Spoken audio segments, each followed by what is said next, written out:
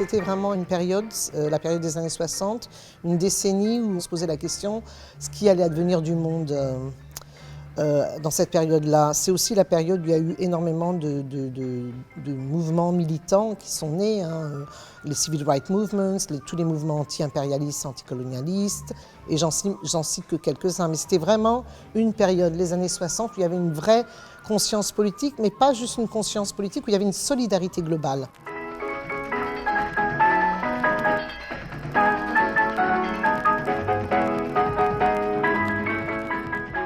En 1962, l'Algérie gagne son indépendance après une guerre de 7-8 ans. Donc il devient l'exemple, le symbole de la révolution. On appelle d'ailleurs Alger la Mecque des révolutions. Et le festival panafricain, donc de 1969, est né dans cette idéologie en fait, puisque c'était le pays révolutionnaire. Et là, ils invitent tous les pays africains, et les Vietnamiens, les Palestiniens, les Sud-Américains sont tous à Alger à célébrer ce moment de libération.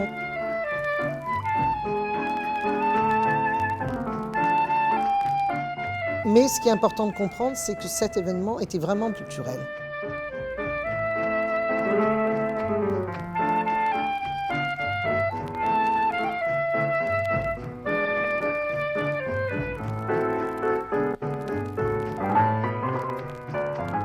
Donc là, on est dans mon salon, exactement comme il était à Londres, puisqu'il est ici, maintenant il n'est plus à Londres, mais c'est exactement mes objets, mes meubles, etc. Alors pourquoi un salon? Pourquoi emmener le salon ici? Dans ce festival panafricain, il y avait quelque chose qui était extrêmement fort, c'est le mouvement de solidarité et d'hospitalité. Et donc moi, en ouvrant mon salon, je deviens aussi quelque part, j'invite en fait les spectateurs à venir et partager mon intimité et aussi voilà, et mes objets, etc.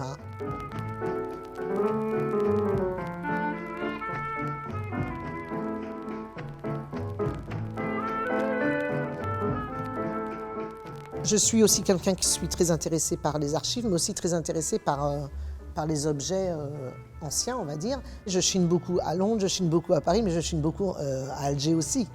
Et il y a un quartier, Alger, dans le quartier du Ruisseau, où il y a beaucoup de brocanteurs. Et là, je tombe sur une bobine de film rouillée. J'ouvre et dedans, il y a plein de petits bouts de film. Et je me rends compte que les films se situent entre, je dirais, 65 et probablement 78, 80 même. Mais tous sortent d'une période ou de thèmes militants et anticolonialistes, ça c'est sûr. Et donc je remonte, en fait, je recolle tous ces bouts de films et je monte ma propre histoire.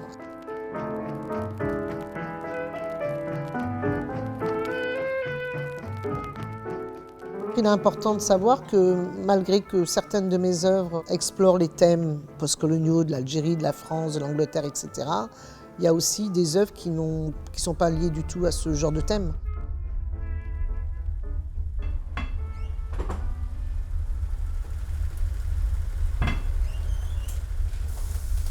Alors ici, dans cette salle, je présente une pièce qui s'appelle The End of the Road, que j'ai fait en 2010. Elle a été filmée en Angleterre, dans une case de voiture.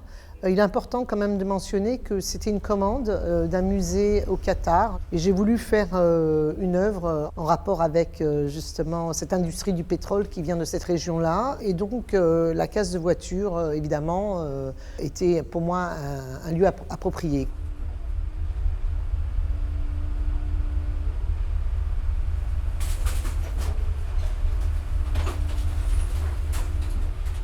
Une case de voiture, c'est quand même un cimetière de mode de transport. Et donc, je me suis beaucoup intéressée justement à cette fin de voyage, à cet arrêt ou cette impossibilité de continuer à voyager.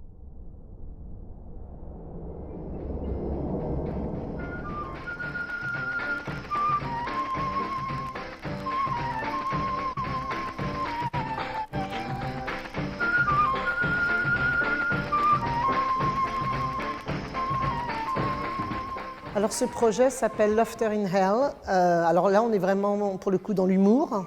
On est aussi dans l'archive. Quand j'allais en Algérie, je récoltais toutes les blagues orales qu'on me racontait et ces blagues-là étaient liées à des blagues contre le terrorisme. Là, on est dans la période de la décennie noire, les années 90, la période de terrorisme en Algérie qui a commencé, on va dire, en 91 avec les élections présidentielles qui ont été annulées. Et ceci a provoqué du coup la colère de certains groupes islamistes qui se sont donc mis à combattre le gouvernement algérien. La réponse des journalistes et des caricaturistes, c'est justement de dessiner et d'utiliser l'humour comme arme de combat.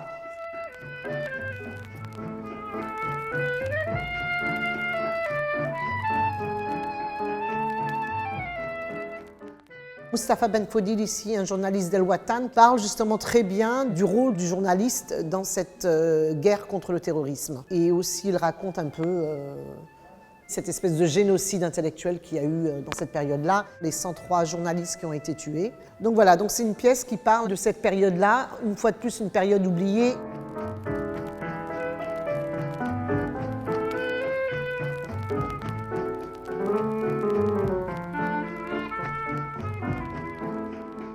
On ne peut pas avancer bien dans le futur ou dans l'avenir si on n'a pas déjà bien compris son passé.